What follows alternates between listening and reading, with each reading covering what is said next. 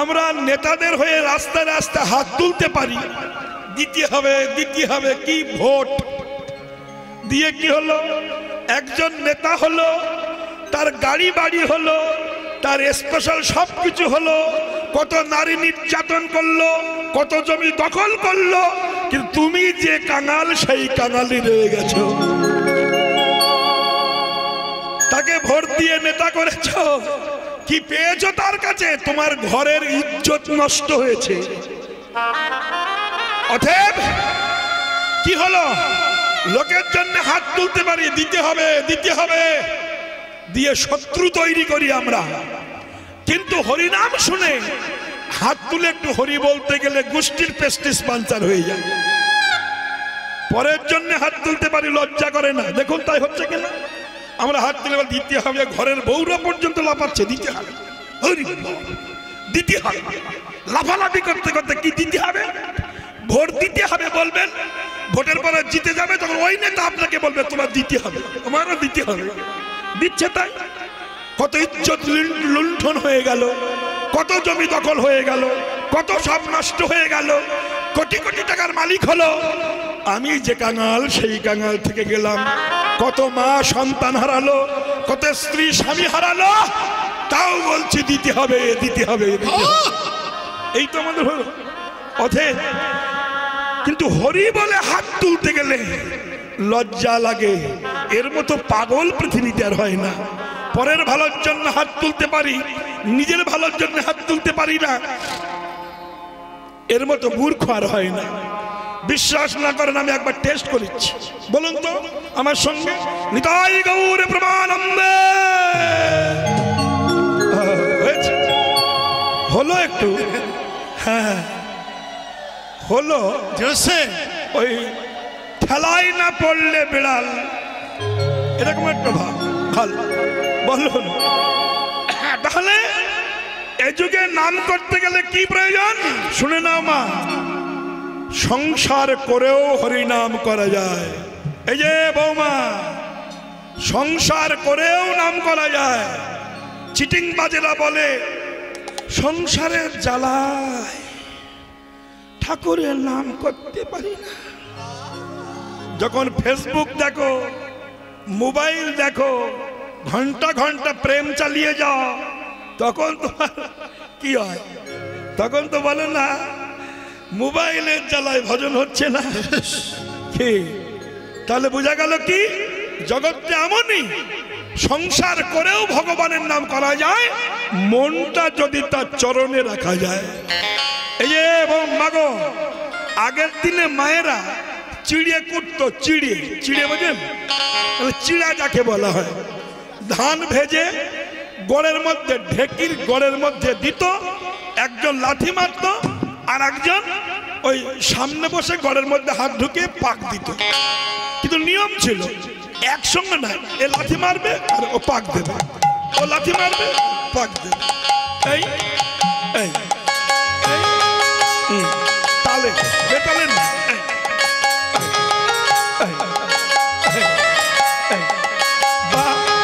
এই যে তালে তালে যদি বেতাল হয়ে যায় হাত ধ্বংস হয়ে যাবে। কিন্তু যে বসে পাক দিচ্ছে তার কোলে বাচ্চা দুধ খাচ্ছে, আর চোখ রান্নাঘরে। এই খোকা, ওরে রান্নাঘরের দরজা খোলা, কুকুরে খেয়ে যাবে, যা আগে দরজা দে, কাজ কিন্তু চলছে। কোলে বাচ্চা দুধ খাচ্ছে, সে কাঁদছে, ওর ভিতরে বাচ্চাকে এনে আবার মরণ জ্বালিয়ে খাও, আবার খাচ্ছে, কাজ চলছে। তাহলে দেখেছেন? বলুন তোমার কোলে বাচ্চা দুধ খায়, চোখ রান্নাঘরে রয়, কিন্তু বলুন তো তার মনটা কোথায়? গড়ে গড়ে। কেন কেন? যদি গড় থেকে মন উঠে যেত, ঢেকি পড়ে হাত ধ্বংস হয়ে যেত। তেমনি মহাজন বলছেন সংসার করো, বাচ্চা পেলে মানুষ করো, স্বামী সেবা করো, সংসার করো, দেহটা সংসারে রাখো আর মনটা আমার গোবিন্দ চরণে দিয়ে রাখো, ভজন তোমার হবে।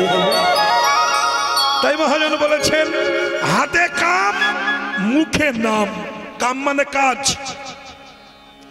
হাতে কাম মুখে নাম, সৎ চরিত্র রবে, সদা সত্য কথা কবে, পরের সতী পরের প্রতি স্পর্শ না করিবে, হরিকে না ডাকিলি হরি তাহারে ডাকিবে। ভগবানের ডাকা লাগবে না যদি নৈতিক চরিত্র পবিত্র হয়। কিন্তু আমি ডুবে থাকবো অপরাধে, আর ভগবান তোমাকে কৃপা করবেন কোনোদিনই সম্ভব নয়। তুমি ধর্ম রক্ষা করো, ধর্ম তোমাকে রক্ষা করবে। তুমি ধর্ম রক্ষা করো না, ধর্ম তোমাকে রক্ষা করবে না। তাই প্রতিশ্রুতি ছিল যে আমি হরিনাম বিতরণ করব, শেষ জন্ম নবৈষণ্য কোণে হরিনাম দিয়ে তারা বুঝিব গণে। মানুষ সেটা বুঝতে পারছে না, তাই মহাপ্রভু অভিরামকে দিয়ে জগৎকে দেখাচ্ছে, হে জগতের জীব, ঘরে ফিরে যেতে হবে, চলো। আরে মোরো, আরে মোরো,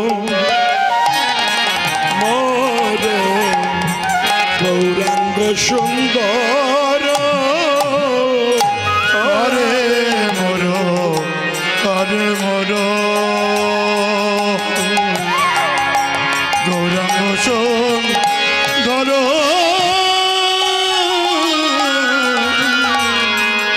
আরে মোরো, আরে মোরো, হরে মোরো, আরে মোরো গৌরাঙ্গ সুন্দর, আরে মোরো, আরে মোরো গৌরাঙ্গ সুন্দর,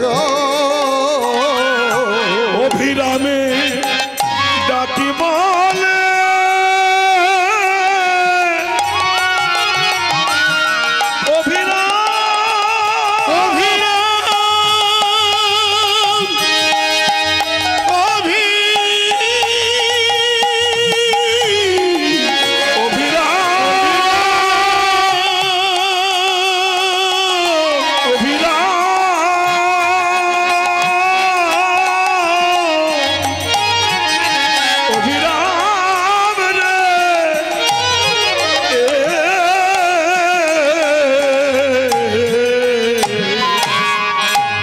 অভিরামে ডাকি বলে চলো যাই ঘরে, বলে চেয়ে দেখো আর বেলা না, দেখো আর বেলা নাই, একবার চেয়ে দেখো ভাই, চেয়ে দেখো আর বেলা নাই, একবার চেয়ে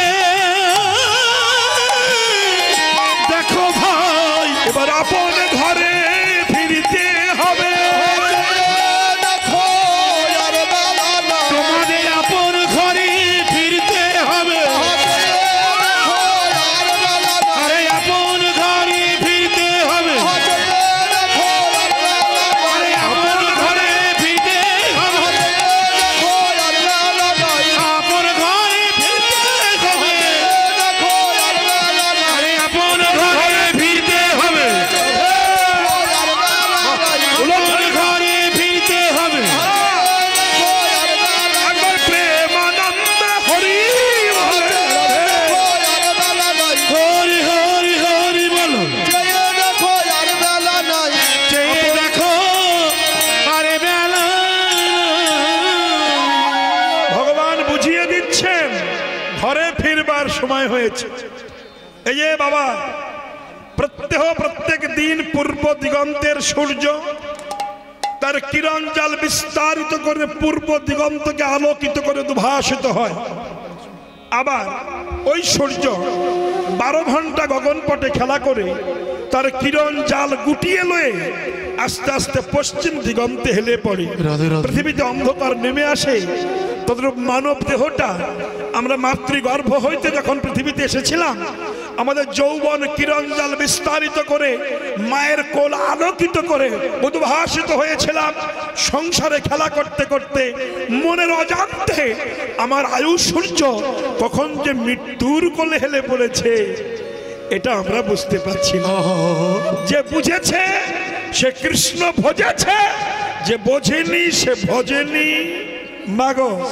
তাই মহাজন বলছেন, ডাকার মতো ডাক যদি হয় ভগবানের কাছে যাওয়া লাগবে না, ভগবান তোমার কাছে আসতে বাধ্য হবে।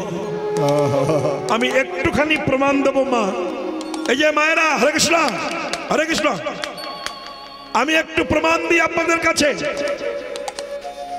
গৌরাঙ্গ মহাপ্রভুর সহধর্মিনী বিষ্ণুপ্রিয়া দেবী, মন দিয়ে শুনবেন কথাটা, ভগবানকে ডাকলে, তার অপেক্ষায় থাকলে ভগবানের কাছে যাওয়া লাগে না, ভগবান ভক্তের কাছে আসতে বাধ্য হন। প্রমাণ, বিষ্ণুপ্রিয়া যখন মহাপ্রভু মাঘী পূর্ণিমা তিথিতে, আসতে কথা নয়, মাঘী পূর্ণিমা তিথিতে মহাপ্রভু নবদ্বীপ ধাম ত্যাগ করে জন্মের মতো চলে গিয়েছিলেন, তখন প্রভুর বয়স ছিল মাত্র 24 বছর। একটু মন দিয়ে শুনবেন না। এই যে, এই বৌমা আমার দিকে তাকা, প্যান্ডেল খুলে দিচ্ছে, লোক বসবে, তো ওদিকে হা করে তাকাচ্ছিস কেন? এরা কি হুতুসে বাঙালি আমি তো বুঝি না। আমি কতক্ষণ থাকবো? তাহলে বিষয়টি কেমন হলো? ভক্ত এসেছে, ভক্ত বসবে, প্যান্ডেলগুলো খুলে দিচ্ছে, তাতে হাওয়াও লাগবে, ভালো লাগবে, পরিবেশ শান্ত হবে। ওরা ওদেরটা করুক, আমরা আমাদেরটা করি নাকি? আসলে কি জানেন, মন আর চোখ কান কুকথা শুনে, কুবস্তু দেখে আর সব কন্ট্রোল নেই, সব হারিয়ে গেছে, কন্ট্রোল করতে পারছি না। যাই হোক, তো মহাপ্রভু যখন চলে গেছেন, আস্তে আস্তে, কেউ কথা না, এই খোকা, এই তোমরা বিছনা ফিসনা করো, কথা বলবে না, আস্তে আস্তে করো। তাহলে বিষয়টা কেমন? যখন মহাপ্রভু চলে গেলেন তখন মহাপ্রভুর বয়স মাত্র 24 বছর। তিনি ছিলেন কত বছর? আরো 24 বছর। 48 বছর বয়সে মহাপ্রভু এদেশ ছেড়ে চলে গিয়েছিলেন। এখানে একটা ঘটনা আছে, অনেকে বলেন তাকে পিটিয়ে মেরেছে, তাকে খুন করা হয়েছে, কিছু কিছু চিটিং বাজ কীর্তনীয়াও বলছে এরা শাস্ত্র পড়ে না, উল্টো পাল্টা বলে। যাই হোক, কিন্তু বিশুদ্ধ শাস্ত্র গ্রন্থ বলছে মহাপ্রভু গম্ভীরায় রাধা ভাবে ভাবিত হয়ে পাগলের মতো ছুটে গিয়েছিলেন জগন্নাথ মন্দিরের ভিতরে। মন্দিরের দরজা বন্ধ হয়ে গেল, প্রভুকে আর খুঁজে পাওয়া যায়নি, ওখানেই প্রভুর লীলা শেষ হয়ে গেল। কিন্তু আস্তে মা, মহাপ্রভু যখন চলে গেলেন 24 বছর বয়সে, তখন বিষ্ণুপ্রিয়া তার স্ত্রী, তার বয়স কত? মাত্র 14 বছর। নাবালিকা, নবপরিণীতা বধূ, নতুন বিয়ে হয়েছে, বাচ্চা মেয়ে। স্বামী ভক্তি কাকে বলে দেখুন। আজকাল স্বামী ভক্তি তো কত চিটিংবাজি ভক্তি, এটা ভক্তি নয়। স্বামীর মাথায় কাঁঠাল থেকে কোষ তুলে খাবো, এটা ভক্তি নয়, এটা চিটিংবাজি করা। এটা এ জগতেও তোমার সর্বনাশ, সে জগতেও সর্বনাশ। তাই বলেছে তো, স্বামী ভক্তি কাকে বলা হয় দেখতে হবে। বিষ্ণুপ্রিয়া সেটা বুঝিয়ে গেছেন। 14 বছরের মেয়ে নিমাই যখন চলে গেছেন 24 বছরে, তখন বিষ্ণুপ্রিয়া ওইটুকু মেয়ে ভোরবেলা উঠে পালেঙ্কে হাত দিয়ে দেখছেন প্রভুর পায়ের নুপুর আছে, গলার মালা আছে, প্রভু নাই। সচী মাতাকে বলেছিল, মা, ও মা, তোমার নিমাই বুঝি আর নাই, চলে গেছে। হারিকেন ধরিয়ে মৃদু মৃদু অন্ধকারে মা সচী দেবী এবং বিষ্ণুপ্রিয়া পাগলিনী প্রায় ছুটিয়া চলিয়াছেন। মহাপ্রভু ছুটে চলে গেছে, তাই সচী মাতা কাঁদতে কাঁদতে চলেছে। নিমাই দাঁড়া রে,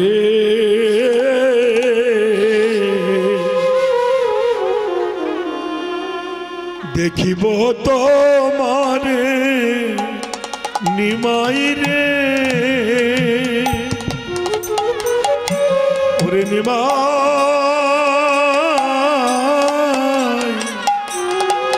দেখিব তোমারে রে নিমাই। দাঁড়া রে,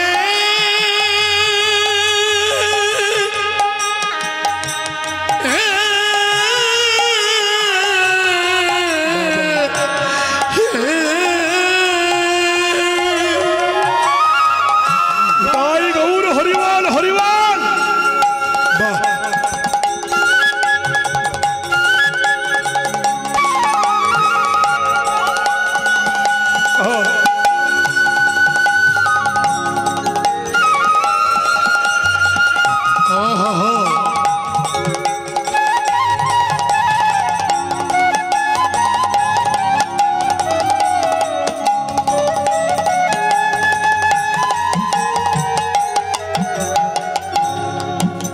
রামের বধূ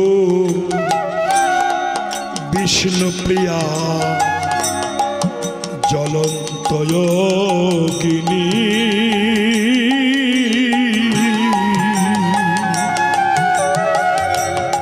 জন্মের মতো ছেড়ে গেলি রে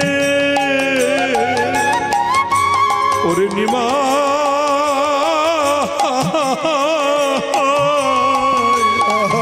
কাদায়ে জননী রে নিমা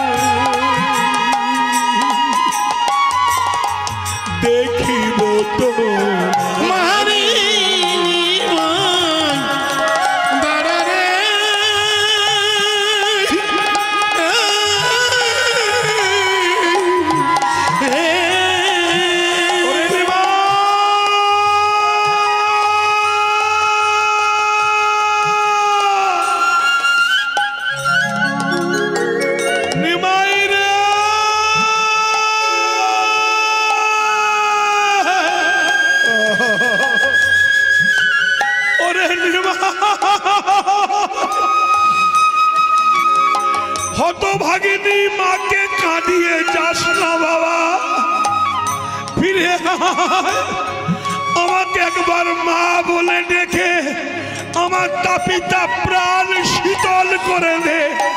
সোনা নিমাই রে, ফিরে আয় বাবা, ফিরে আয়। বলতে বলতে মা আমার অচৈতন্য হয়ে গেছেন, শেষলেস।